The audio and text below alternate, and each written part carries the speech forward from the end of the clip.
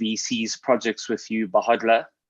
Quick background, Fraser Brown and I started DGen VC, well, various guises of it over 2 years ago. And the idea was to bring curation markets to the decentralized space to try and overcome the problems with what we call ICO 1.0. So we launched DGen.vc after the successes of Meme was one of our kind of, guiding lights in terms of how you could do rapid launch into the Uniswap market, build a fairly decent community base, and then our goal is to consistently launch innovative projects into the DeFi space. Behodler is one such project, and we kind of stumbled into it almost. We were looking for some senior dev support on some of the projects that we were lining up, and we met Justin Goro, who is a fellow South African of mine, and I'm one of those extremely unique people in DeFi who I've met both my co-founder and our senior dev in person. So it's quite a privilege to have been able to do that. So today I'm going to talk to you about kind of Behodler and what it is and some of the unique terms that you'll find in the Behodler kind of ecosystem.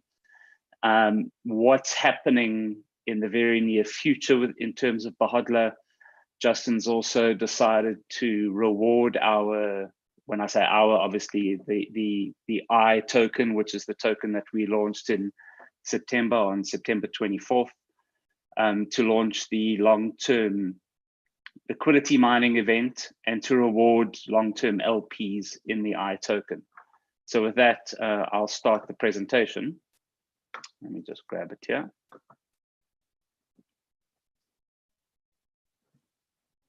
Can everybody see my screen okay? Yep. Yeah, perfect. Yeah, one sec. I just have to pull this out the way so that I can get to the slideshow. Okay, is that clear for everybody? Yep. Cool. So this presentation is sort of an introduction to Behodler version 2. Behodler is live in the wild. It's currently available, and we like to describe it as the first DEX that's powered by omni-schedule token bonding curves. And as I go through the presentation and introduce you to some of the terms that you'll encounter in Behodler, you'll kind of understand what that means. So to start with, we like to work on some kind of foundational terminology so that everybody gets a basic understanding of what it is and some of the terms that are used within the DEX and the ecosystem. So the first one is that Behodler is an Ethereum smart contract for swapping tokens powered by token bonding curves. Every curve mints the liquidity token scarcity, which Matt and I were talking about in the preamble, and maintains a scarcity price for its token. Scarcity is implicitly an index tracking token with a healthy weighting of utility tokens and stablecoins. In Behodler version 2, it will be a fee on transfer token. I is the main utility token of Behodler. Holders of I earn a share of scarcity transfer fees. The LPs of I will be able to mine additional I through the upcoming liquidity mining event, which I'll go into in a couple of slides. Pyro tokens is an innovation in Behodler, and they reward tokens for traders. They're burnable ERC wrappers that grow in value with every trade. A small portion of every trade is set aside to bolster the value of these circulating Pyro tokens. Behodler 2 has the innovation of a flash loans, which is unique in the ecosystem in that it will be the most gas efficient module and will not charge a fee. So instead of paying a fee, a unique feature is that a borrower will be required to fulfill some kind of condition. For example, hold a certain NFT in your wallet, hold 100 tokens of one of the other tokens that are tradable on Behodler or something like that. When we get later in the presentation, you'll see that Behodler 2 will launch as a DAO, and Justin's very big into the kind of World of Warcraft type mythology. So it'll be based on the Morgoth DAO, and there'll be a whole lot of naming conventions that you'll recognize. I won't go into all of them in this presentation, but there are links to articles in the Medium that you'll find at the end that kind of show you that there's a bit of Lord of the Rings mythology built into Behodler as well. And then finally, WADI is an interesting concept that's been part of Behodler from the beginning. And it's an ERC20 wrapper of DAI with a redeem rate that can only go up through burning, which means it's an inflationary beating token. So that's something interesting that I encourage people to read up on. You'll find FAQs in our Medium, and one of them is specifically geared towards WADI. Right, so a brief overview of where we are now. Behodler is a fully functioning DEX. The step change is leveraging token bonding curves. When Behodler launched, the next step was to launch a liquidity mining module. So when we launched the I token in September, we set aside a substantial quantity of tokens, 35%, was set aside for a liquidity mining event that will happen in the very near future. Many of the tokens that we've launched through DGen VC, being DGVC, I, and ROX tokens, and we're in the process of finalizing the launch of our next project token in the next maybe week to 10 days, will all kind of provide tradable volumes or be provided as tradable volumes on Behodler. It runs itself without daily intervention, excuse me, but the addition and possible removal of tokens requires governance. And this is what I was making a point of earlier. And you can see how almost shy and reserved Justin is in that he won't even spell out shitcoins in his in our presentations. There's a little star involved, but basically we need to obviously have a trade-off in that it is more vulnerable to these coins and rug pulls than Uniswap. So the governance component is critically important in that it encourages the community to bring on decent project tokens. Scarcity will also suffer, obviously, if one of the tokens turns into a dud.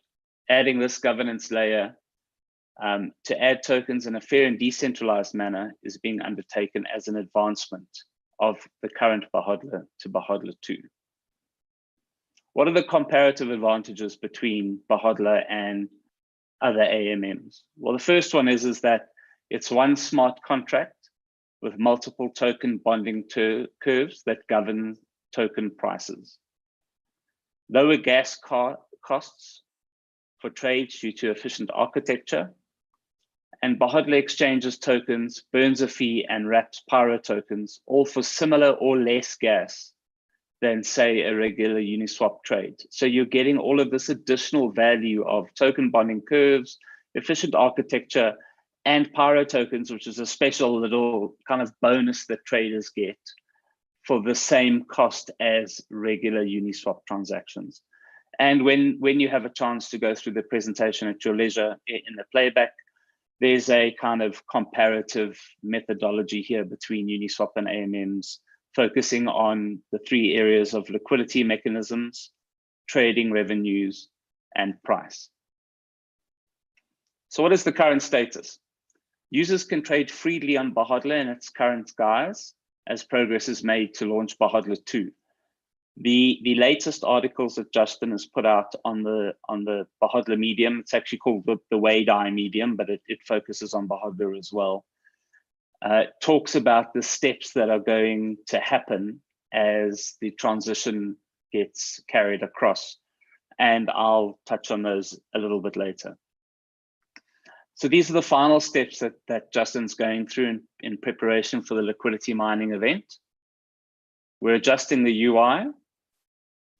After feedback on the DAO construct, which has been sought from the community through the publication of the Medium articles, deployment of Behodler 2 and the DAO will happen simultaneously, and migration will be executed. And what migration means is that all of the tokens that are currently in Behodler 1 will be migrated seamlessly in Behodler 2, including scarcity, which Matt, you'll be happy to hear, will be losing quite a few zeros in the process, obviously with no destruction of value whatsoever.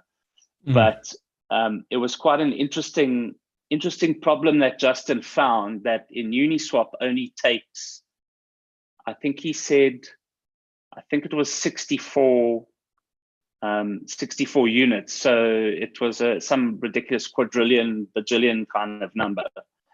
But if you hit that number, then every single successive transaction beyond that will fail. So bringing down the total mineable volume of scarcity was absolutely critical in the transition. And Justin has managed to do this in a very low gas environment and with zero value loss to those people who currently hold scarcity.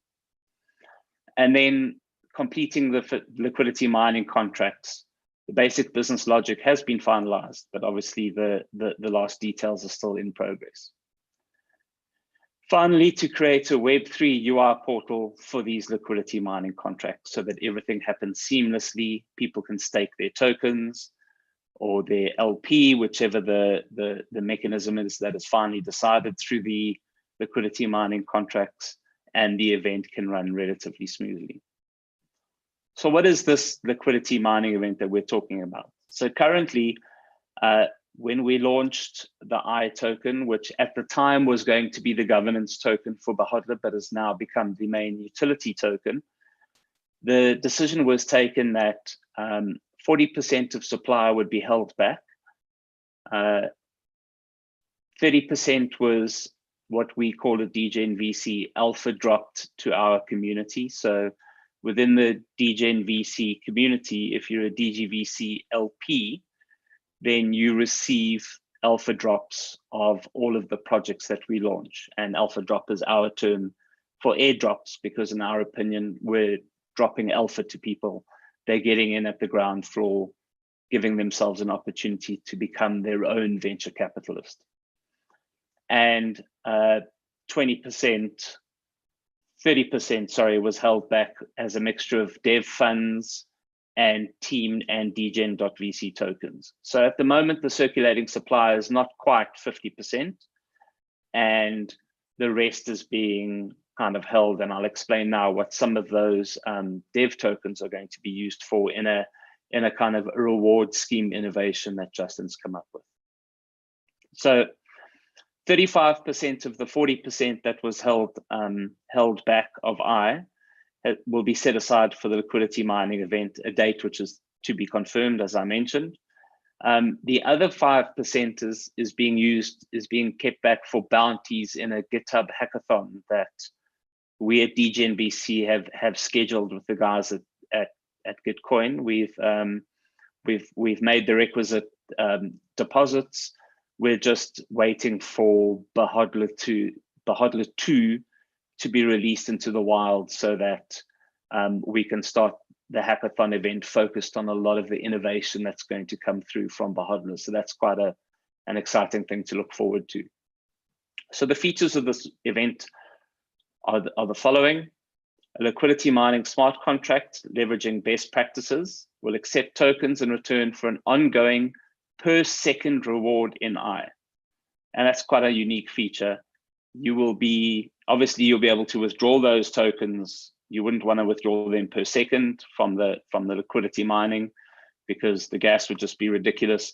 But literally as you refresh your browser per second, you'll be able to see the tokens accumulating in the UI. The acceptance will be until volumes are reached that will result in equitable scarcity issuance.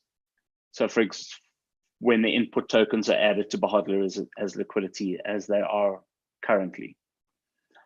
The opportunity is limited and capped.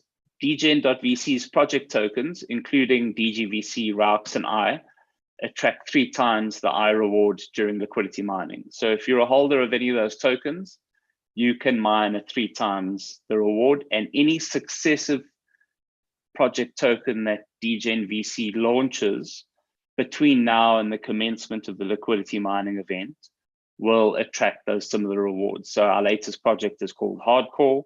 That will be launched, like I said, in the next week, 10 days, hopefully. That token will most likely go into the liquidity mining event and attract 3 times rewards. At the end of the mining period, miners will receive newly issued scarcity in proportion to their contributions.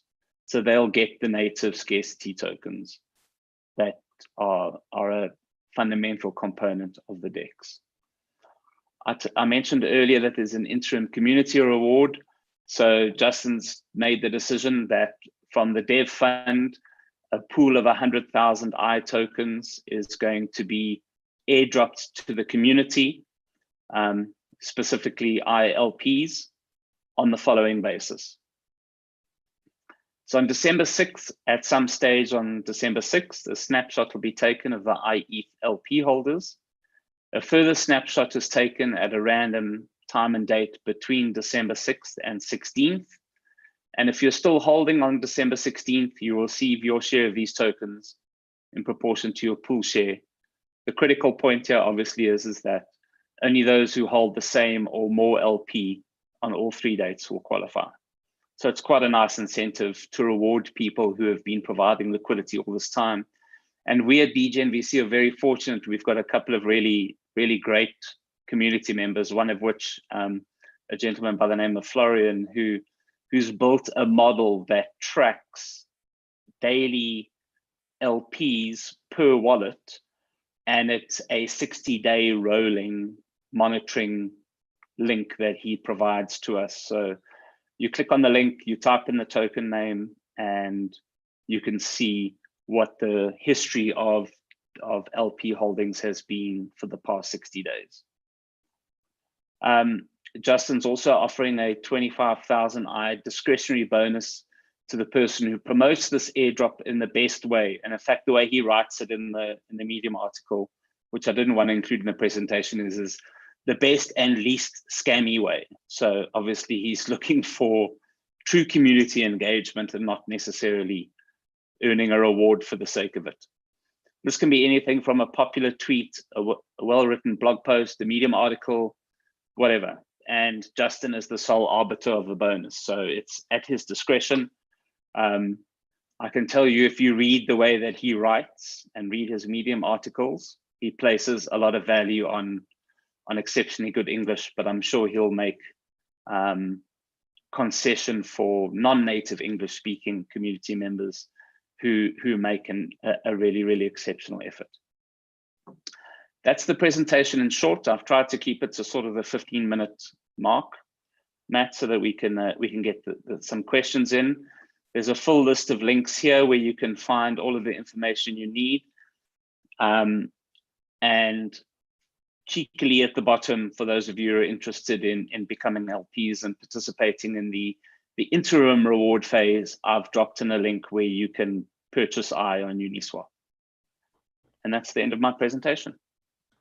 Awesome. We really appreciate that presentation, Paul. Yeah, definitely enlightening.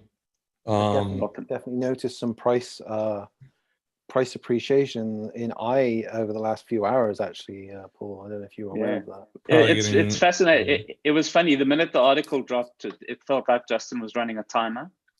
Literally 2 hours after it dropped, he came back and he said, "Oh, look, the price is up 28% already." So he was quite bullish in the whole scenario. Yeah, the market can be irrational. They'll just rush out to any sort of news that's going on. So, but it's our job to just continue with the tech, right? Correct. All right. So we have about 10 minutes left. I'm just going to read off some questions in the chat. So I'll given that I'm not a fully technical person, Matt, I'll do my best to answer them as much as I can, and we can always come back to them. Yeah, I'll try and afterwards. But go ahead. No, you can go ahead. You can try me. I like to think I'm okay, but let's go. Okay. Someone mentioned somewhere in the chat about zero gas fees. Was that relevant to what you were talking about? Well, it's not zero gas fees, but what we're saying is that in its current guise, Behodler's gas fees are more than competitive DEXs. And we realized that was a feature that needed to be worked on quite seriously. So that's what Justin has spent quite a bit of time on resolving, is bringing that down back in line with what the rest of the market offers, as well as offering the things such as scarcity as a native token, flash loan capability, and sort of a wrapped flash loan that the flash loan is zero fees, and perhaps that's what the question alludes to. There are no fees charged on the flash loans. it's kind of you need to have some kind of proof of something. Understood. To be able to take out the flash loan if you spot the opportunity. Okay. Someone asked, what's the difference from Uniswap? Well, I mean, that one slide kind of explained it. I'll pull it up again. I'm not going to share it again, but I'll just read off the slide. And it's basically in terms of Uniswap, token owners pair liquidity with ETH or another asset and then pool, and the pool is subject to impermanent loss. In Behodler, there's no pairing. Scarcity is minted when tokens are sent to Behodler and burnt when removed. It's governed by a token bond. Trading revenues, the fee of trading revenues rewards liquidity providers. In Behodler, iScarcity LP, stake LP tokens. That's changed slightly. That's quoted from the website. So any kind of liquidity provision on Behodler means that the people providing that liquidity that's linked to scarcity will earn the trading fees.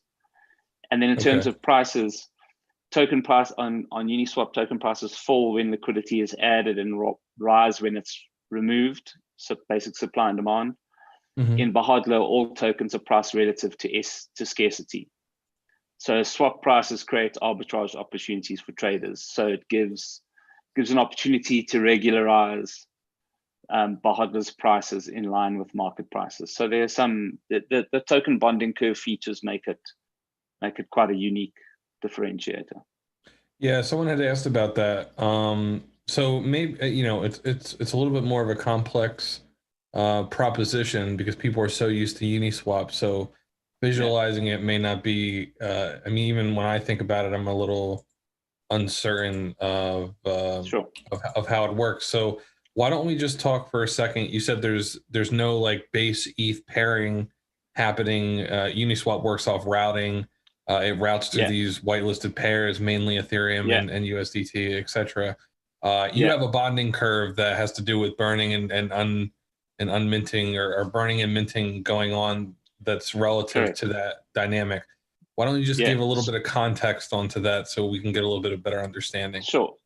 So simplistically, as you rightly said, Uniswap has this methodology where all transactions are routed through these six fundamental currency pairs. And in Behodler, that doesn't happen because every transaction is routed through scarcity. In Behodler 1, there was a situation where there were multiple transactions happening to facilitate that. And that was why the gas cost was higher. The way Justin's rewritten the code and why the kind of switch from Behodler 1 to Behodler 2 requires a migration of sorts is that everything is now wrapped into one transaction. So instead of going through these whitelisted pairs, every single trade just goes through scarcity. So it's sell ETH, buy scarcity, sell scarcity, buy token. And that all happens in one transaction at a very low gas cost. There's not the more kind of complex Uniswap routing as I've understood it, which is it picks which of the whitelisted pairs will help you reduce gas the most, chooses that one and routes it through that pair. By routing it through scarce, a portion of scarcity is burned during this? Correct. So as soon as it's mined on the second leg of the transaction, a portion of it is burned at every time. And really the simplest way to think about it is, that is a very simple way to think about it, but because of the token bonding curve, the first person who comes in to provide liquidity gets the most scarcity, and the quantity of scarcity that is obtained for every next successive transaction reduces quadratically, so by a factor of 4. So the 5,000th person who provides liquidity in that particular pair gets 5,000 to the power of minus 4 point something, but with plenty of they get less. They get substantial. Yes, they get less. So the first person gets 64 scarcity. The next person gets 16. The next person gets 4. The next person gets 1. Is it relevant to so size?